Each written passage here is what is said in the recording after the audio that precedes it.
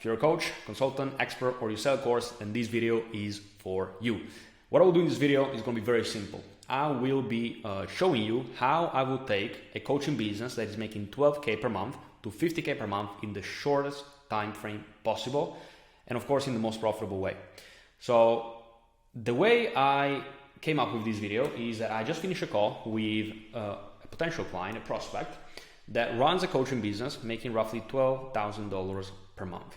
He's selling an offer for $5,800. The industry is B2C coaching and it's a biz op offer. So what I normally do in these calls is the first thing that I want to do, apart from of course understanding the audience, the offer, the price points, and how the team is structured, the first thing I want to do is I want to analyze the data. So what is the data looking like at the moment, and what do we need to do, and what are the areas that we need to focus on if we want to get to the target. And as I said before, in this case, the target is 50K per month.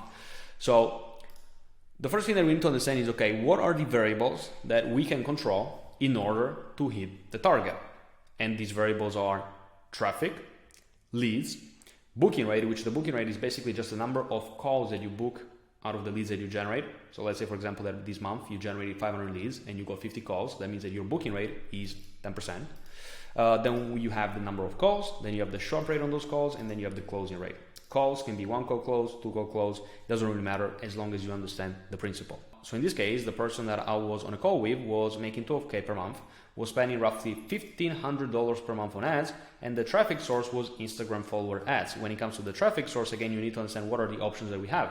So we have Instagram organic, we have YouTube organic, we have TikTok organic, we have Twitter or X, whatever you want to call it. Then we have Instagram shoutouts, Instagram DMs, Instagram follower ads, DSL funnel, low ticket offer, live webinar, 3-day challenges. All of these are possible strategies that we can put in place to reach the target. Now, if the client is spending $1,500 per month and is making 12K per month with the IG follower ads, it makes no sense to change the strategy, because when something works, don't change it. Just try to scale it up and understand what are the inputs that you need to have in order to achieve the target. So in this case, of course you can just increase the ad spend, but a lot of times you want to dig a little bit deeper into the data.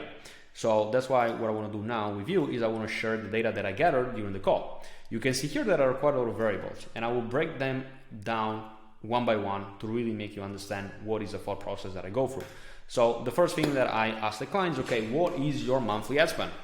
And right now, he was spending roughly $1,500. And by the way, these numbers apply even if you spend 20 grand a month, 50 grand a month. It doesn't matter where you are at. The principles that I'm sharing with you now are always applicable. At the end of the day, business is just a matter of looking at the numbers and understanding how the numbers work together. So monthly ad spend, it was $1,500 per month. As I was saying before, cost per profile visit of 40 cents, which means that he was getting roughly 4,000 people on his Instagram profile every single month. And his Instagram was converting 20% of the profile visits into followers. So if you're not super familiar with how the IG follower strategy works, this is how it works. So you have the ad, then from the ad, which looks like AP, but it's ad, from the ad, you send people to your IG profile, and then depending on how well your Instagram profile is optimized, meaning how well the bio is optimized, how well your Instagram highlighted stories are optimized, the pin post, the content that you post, and all of that. Based on the IG profile and how well it's optimized, you're going to be getting followers. So let's say that again, you get 1,000 people to click on the ad and to go on your profile, and your profile converts at 10%. That means that you get 100 new followers. Now, in this case, the client was converting roughly 20% of the profile visits into followers, as you can see here. So out of almost 4,000 people that were visiting his Instagram profile, he was getting 750 new followers per month. Out of those 750 followers, he was able to start roughly 225 conversations, meaning 30%, okay? Which means that he was spending roughly $6.6 for a conversation. The booking rate, as I said before, is just the number of calls divided by the number of leads. Now, in this case, what I also try to understand is, okay, what type of sales process is the person using? Do they have a 1 call close or do they have a 2 call close? So in this case, he had a 2 call close. So he had a triage call, the qualification call, and then he had the sales call. In terms of booking rate, as I said before, he had roughly 13% booking rate, which means that out of the 225 conversations that he was starting, he was able to get 29 triage calls per month. He was getting roughly 70% show up, and he was then moving 20% of the people from the triage to the sales call, which means that out of 29 people, 6 people made it to the sales call and showed up to the sales call. The closing rate was roughly 40%. The ticket price was $5,800. Here, I apologize, I put 5,000. I think I did it a little bit fast before when I was preparing for the video. He got 2.3 sales, and the revenue was almost $12,000. The cash collected was 50%, which means that he was able to collect $6,000. That brings us to a return on revenue that is 7.8 and a return on cash that is 3.9. Okay, so immediately the first thing I notice here is that the percentage of people that make it to the sales call is quite low. So what I asked him is, out of the people that show up to the triage call, so in this case, out of the 29 people, why do only 6 people make it to the sales call? And he told me that the show up rate on the sales call is very low. It's not necessarily that he's canceling or disqualifying those people that are showing up to the triage to go to the sales call, is that those people are not showing up. So what I asked him is, are the people that are showing up to the triage call qualified? Yes or no? And do they seem interested in moving forward? And he said that everybody was qualified, everybody was seemed interested, but they didn't show up to the call. So I said, something is definitely wrong with the way you do your triage call. Probably people don't get too excited, or you're waiting too long before having the sales call. And on top of that, I also asked him, is it necessary? Because after looking at the audience that he was going after, and the fact that they were a little bit more sophisticated to the usual audience, I asked him, is it necessary to have a 2-call close, or potentially you could also have a 1-call close? Because in that case, you could be potentially, if you remove the triage call, if the people that are qualified, potentially this number could really go up, and the amount of offers that you make would drastically go up. And if you maintain like a good closing rate, which 40% of course is very high, but that's also because not a lot of people are showing up to the sales call. Even if you maintain like a 20 to 30% show up rate, you could potentially increase the revenue drastically. Because of course, these numbers, by the way, these are great. So every single time that I have a call with a client, I analyze, of course, the return on revenue and the return on cash. But before I say, okay, instead of like 1,500, let's spend $5,000. Okay, is there any way that we can even increase the return on revenue and the return on cash? And in this case, the way we would increase is, okay, what if we fix the problem that we have here? So what if instead of getting just 20% of the people, we get 50% of the people? We change the way we do the triage call.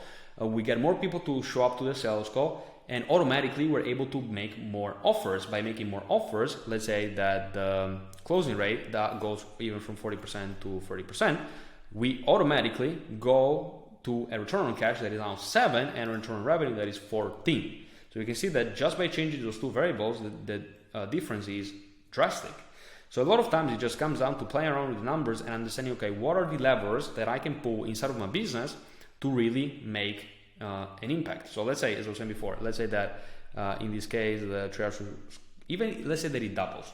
It means that we just optimize and we work the triage to sales call process. So the way we do the triage calls and the way we then get people to the sales call. And let's say that the closing rate is even 25%, okay? Now automatically we'll do a 4.88 on cash and 9.7 return on revenue. So in this case, let's say that let's say that we triple the budget. Okay, we are already at 43K. Let's say that we get all the way up to 5,500. Pretty much we hit the goal, 53,000 in revenue. Cash collected is 50%. I think even in this case, depending on who you're going after, that number might be a little bit higher. But in this case, the goal was 50K revenue.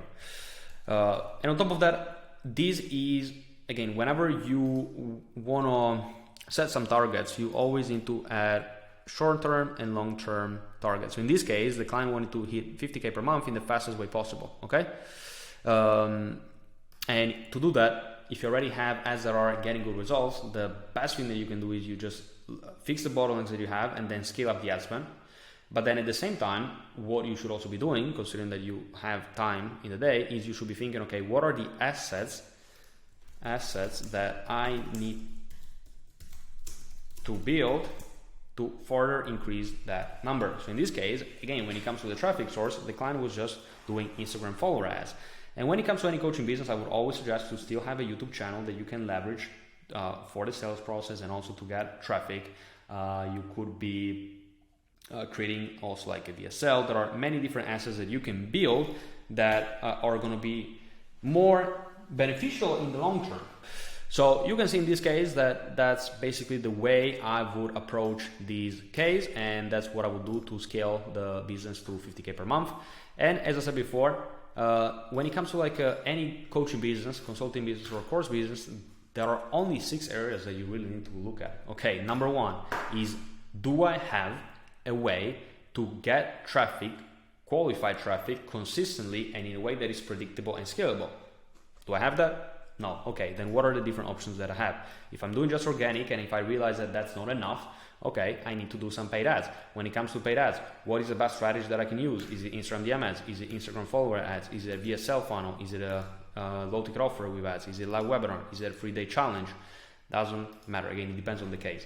Second variable is leads. Am I able to turn that traffic into leads?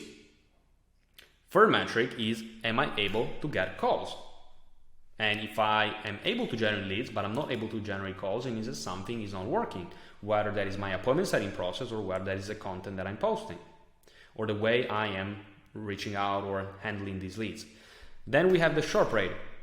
I'm booking calls, but are these people showing up to the call? If they're not showing up to the call, okay, what am I doing wrong? And if people are showing up to the call, am I able to close them? So you just have to look at the numbers of your coaching, consulting, or course business, or even services business. The principles are always the same. And you need to ask yourself, okay, where is the biggest bottleneck that I'm having right now, and what is the best way to fix it? And then you just track the data every single day. You track the changes that you make, you track the optimizations that you make, and you keep going, you keep going, you keep going, and then at some point you're gonna have reached your target. Now, I will finish off this video by saying something very simple. If you want me to analyze your business, give you my expert advice, and share with you the insights that I had after working more than 150 coaches, consultants, and experts over the last 2 years, then click the link below. You're going to be able to book a call. I will leave my Calendly.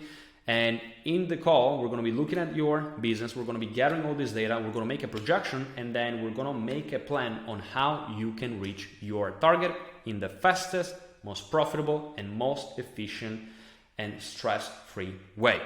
So if that's something that sounds interesting to you, then tab below. There's going to be my Calendly, or you can even reach out to me on Instagram, and we are going to make it happen. So if you're ready to make some money, again, click the link, book a call, and I'll see you there. Bye-bye.